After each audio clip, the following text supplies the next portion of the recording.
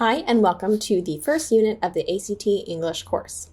Today we'll be discussing some basic topics in punctuation. Much of this will be review, but some of these lessons might also be a little bit new. Today we'll go over usages of commas, semicolons, dashes, and colons. We'll begin with commas, which are used in a few different instances, including separating items in a list of 3 or more. The key distinction here is that you would say lions, comma, tigers, comma, and bears, not lions, comma, tigers, and bears. So it's really key to have this final comma here to make sure it's clear that we have 3 distinct items in that list rather than 2 items being lions and then tigers and bears as the second item. Let's see a few examples of this concept. Number 1, in the farm, 2 cows and 3 calves stood watching us. So here we only have 2 items. So it's not a list of 3 or more. We don't need commas separating these items. Therefore, the correct answer is A, no change. Number 2, the villages are still said to be haunted with werewolves, vampires, and sorcerers. So for this question, we do have 3 items in a list. Werewolves, vampires, and sorcerers are the 3 things said to be haunting the village. However, here, we already have this final comma separating vampires and sorcerers, so we don't need to make any additional changes. The correct answer is A. Number 3, whether or not the DART spacecraft succeeds in its mission, the funding efforts and organization and public interest in the project demonstrate that the final frontier is still calling, and many people around the world are still answering that call. So if we take a closer look at this underlined phrase, funding efforts and organization and public interest, we can see that this is a list of 3 indications of the interest in this final frontier: the funding efforts, the organization, and the public interest. Therefore, we should have a comma separating each item in the list. We can correct the sentence as it currently stands by adding a comma after funding efforts. The correct answer here is C.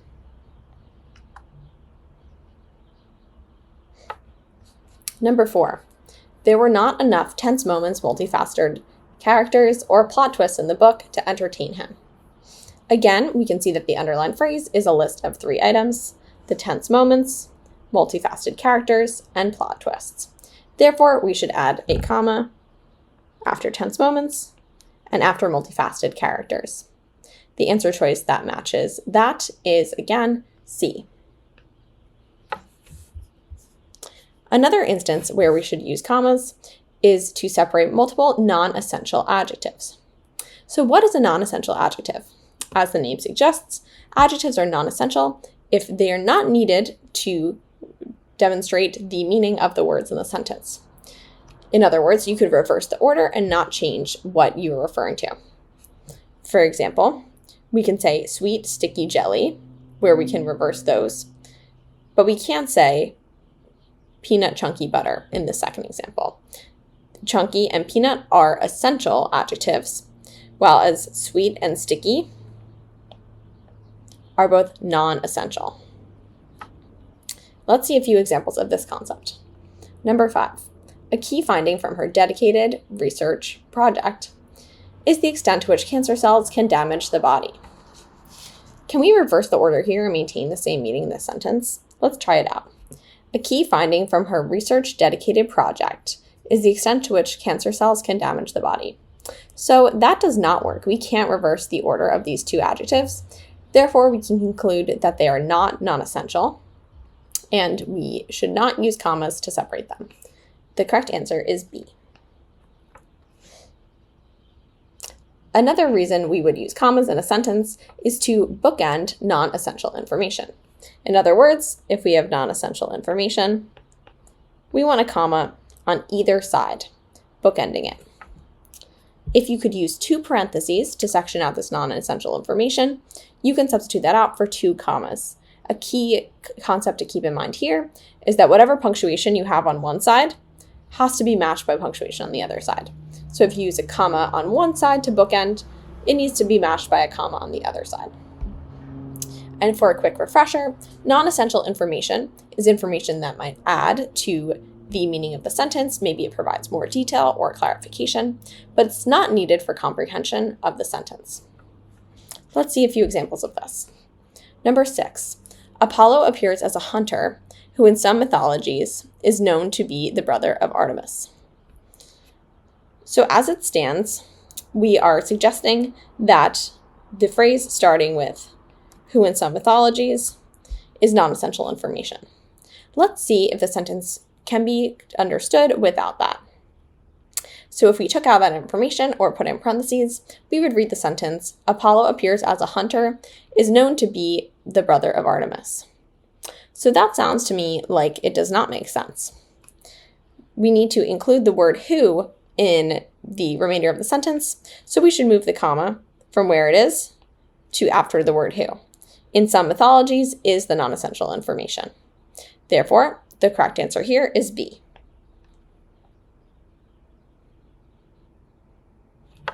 Number 7. Even as car makers work diligently to improve safety on the road, particularly during dangerous nighttime driving, no device can replace the vigilance and skill of the driver. So here the non-essential information starts with the word particularly. And we can already see that there's a comma at the end of this bookend. We should add in a comma at the beginning of this non-essential information after the word road in order to bookend this information. So in this case, the correct answer is D. Number 8. Vincent van Gogh's interest in painting, and the self-portrait in particular, stemmed from his understanding that he was the person he could understand the best. Again, we can see that there's a comma at the end of the underlined phrase, which might make us wonder if this is non-essential information, and if so, where it starts. In this case, the non-essential phrase begins with the word and therefore we should add a comma after the word painting to indicate that that is the non-essential information. The correct choice here is D. Number 9. Lisa, who does ballet with Francis, has never enjoyed hip-hop.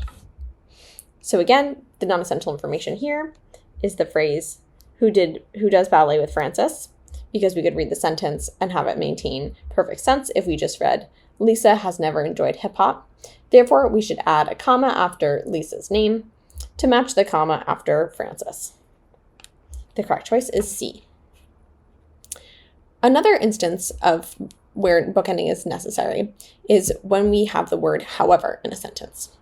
Unless it begins a clause, however is always bookended by commas. Number 10.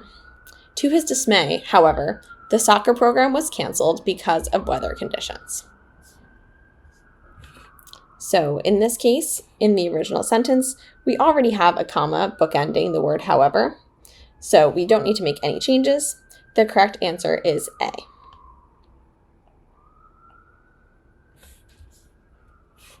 A specific example of non-essential information is the appositive. Appositives are words or phrases that rename or clarify or define a noun. So we might learn about a person and then get information about their name or additional details of who they are. So for example, in a sentence we might say, Taylor Swift, comma, a famous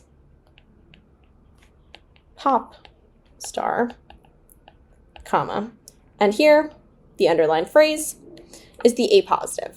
It's explaining who Taylor Swift is. So we'll see a few examples of this. Number 11. Malala Yousafzai, the 2014 Nobel Peace Prize laureate for her advocacy towards the right to education, is alive and well and continues her work to this day.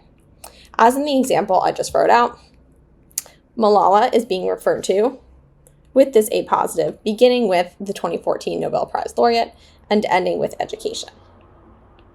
Because that is an appositive, that should be bookended with commas, as it is in the original sentence. Therefore, we can select A, no change. Number 12, Microsoft's president and founder Bill Gates explains that his foundation is meant to use the money he has made to make a meaningful difference in the world. So here, Bill Gates is the appositive. That's referring to Microsoft's president and founder. We don't need a comma after the word president because we're not listing multiple things. We should just have a comma before and after Bill Gates' name. Therefore, the correct answer choice here is D. Number 13. My family is part of the Cherokee tribe, a Native American people with strong ties to territory in present-day Oklahoma.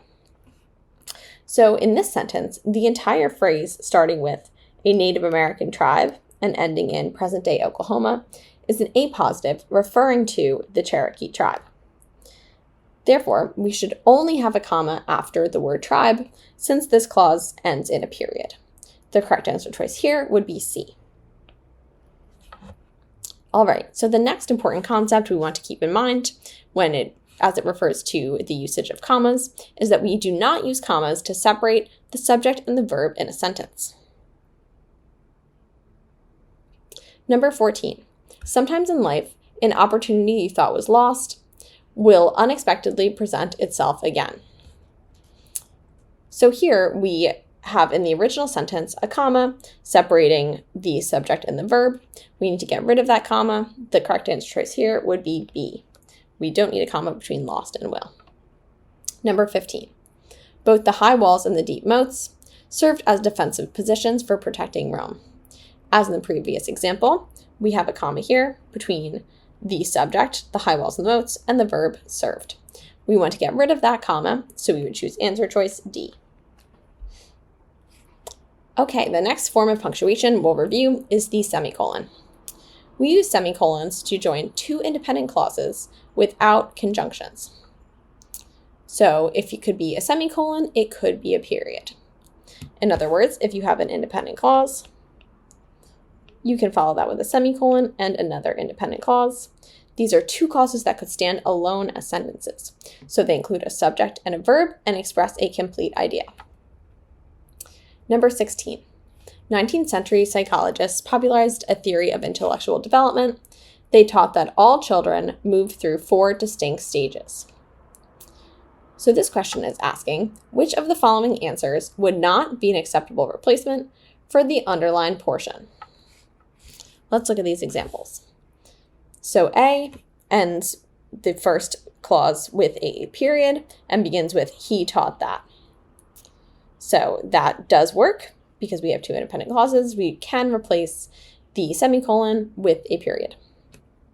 Choice B would be popularized a theory of intellectual development that all children move through 4 distinct stages. That also works. We can cross out B. Answer choice C, popularized a theory of intellectual development, teaching that all children move through 4 distinct stages. So this answer choice does not work. If we begin with the word teaching, that means that we do not have an independent clause for that second clause. We can't join an independent clause and a dependent clause with a semicolon. And if we went through, we would notice that D also works because we would join an independent clause to a dependent clause with a comma. Okay, number 17. They called the 4 stages of development the sensorimotor, the pre-operational, the concrete operational, and the formal operational. Here we don't have either of these clauses as independent clauses, so we should not be using a semicolon. In this case, we can just eliminate the semicolon and choose answer choice B. Colons are used to introduce a list, a definition, or a clarification, and colons are only used after independent clauses. You would say, these are my favorite colors, colon, and then include that list. But you would not say, my favorite colors are, colon, and then that list. What comes before the colon has to be able to stand alone as a complete sentence. Number 18. Many programmers use whimsical names for coding languages: Python, Lisp, Bash, and Java. So here we're introducing a list of different types of coding languages, so we should use a colon to introduce that list. The correct answer choice is C. Number 19. My mother was a truly amazing individual, selfless and devoted throughout her life. So in this original sentence, we have a semicolon before the word selfless. That is not correct because that is not an independent clause that comes after the semicolon. We should use a colon instead because we are adding a clarification of what it means for the mother to be a truly amazing individual. Therefore, the correct answer is D. Number 20. Even though she's trying to cut it down, Lucy's album collection is still impressive. Over 100 vinyl records, 1,000 CDs, and even a handful of tapes. Again, we are adding a list following an independent clause, so we should use a colon. The correct answer choice here is C. Now moving on to dashes. We can use 2 dashes like 2 commas or 2 parentheses. On the other hand, we can use 1 dash like a colon. So 2 dashes can be used to separate out non-essential information, while 1 dash can be used to introduce a definition, a list, or a clarification. Number 21. Thousands of species of animals living in rainforests, which face a daunting array of threats, live in danger of extinction from both natural and human-made causes every day. So here we have non-essential information, beginning with which face a daunting array of threats. And so we should add a dash on the other side of threats to match the dash that begins this non-essential information. Therefore, the correct answer choice is B. Number 22. Angering his mother, Joe, according to his sister, started the fight. So here the non-essential phrase is according to his sister. Therefore, we should add a dash to match the one on the end of that phrase to right after Joe. The correct answer choice here is D. Next, moving on to apostrophes. We use apostrophes with possessive nouns. So for nouns ending in S, just add the apostrophe. For example, the 2 birds' nest or a species habitat. For nouns ending in another letter, you add the apostrophe S, such as the dog's bone or the men's room. Number 23. An artist's imagination is a remarkable force that allowed the Renaissance movement to capture the hearts and minds of Europeans shortly after the Middle Ages. So here we are signaling possession because the imagination refers to a single artist. Therefore, we should add an apostrophe after the word artist before the S. The correct answer choice here is B.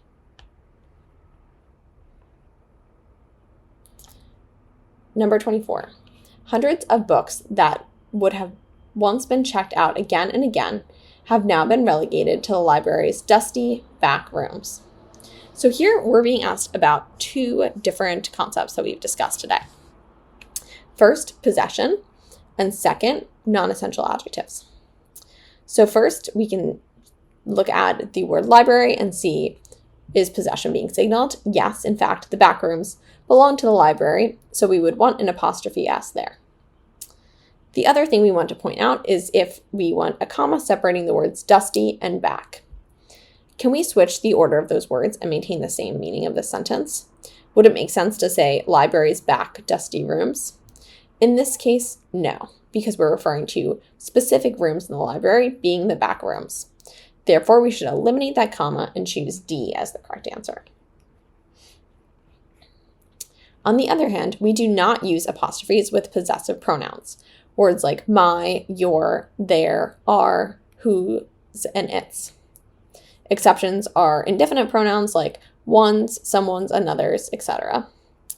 And something to keep in mind, its without an apostrophe is a possessive pronoun, signaling that it belongs to it, while its apostrophe S is a contraction of the phrase it is. Number 25. Clattering as it went, the robot clumsily walked back to its charging station. Here, the charging station belongs to the robot. We're signaling possession, and therefore the correct answer choice is C, a possessive pronoun. All right, so now let's move on to the end of unit quiz. Number 1. The professor, who has a doctorate in chemical engineering, will be teaching chemistry, engineering, and physics in the fall semester. This is referring back to our idea about commas using to separate items of a list and items of 3 or more. Therefore, we want to add a comma after each item in the list. The answer choice that does that is D. Number 2. My favorite tree, a red oak, is known for its beautiful leaves that change colors in the fall. So here, the phrase a red oak is non-essential information we should match the dash that comes on the front end of that non-essential information with a dash after the word oak.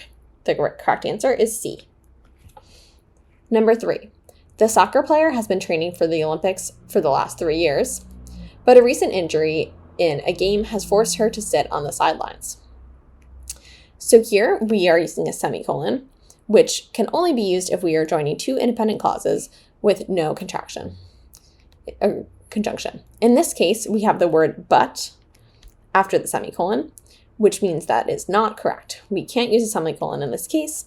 We should replace it with a comma, as in choice D. Number 4, I was excited to visit New York City and do many of the things I had read about in travel magazines. Shopping in Soho, going to restaurants in the East Village, and walking through Central Park. Here we're introducing a list of 3 things that the narrator wants to do in New York City, which is introduced by a colon, so we don't need to make any changes. And number 5, Sigmund Freud, whose theories about parental attachment and psychoanalysis are largely unsupported by modern research, also wrote extensively about theories of human consciousness that have stood the test of time. So here we have non-essential information that comes after Sigmund Freud's name and ends right here with this comma. Therefore, we should add a comma after Sigmund Freud's name, as in choice B. All right, so that finishes up our first English unit.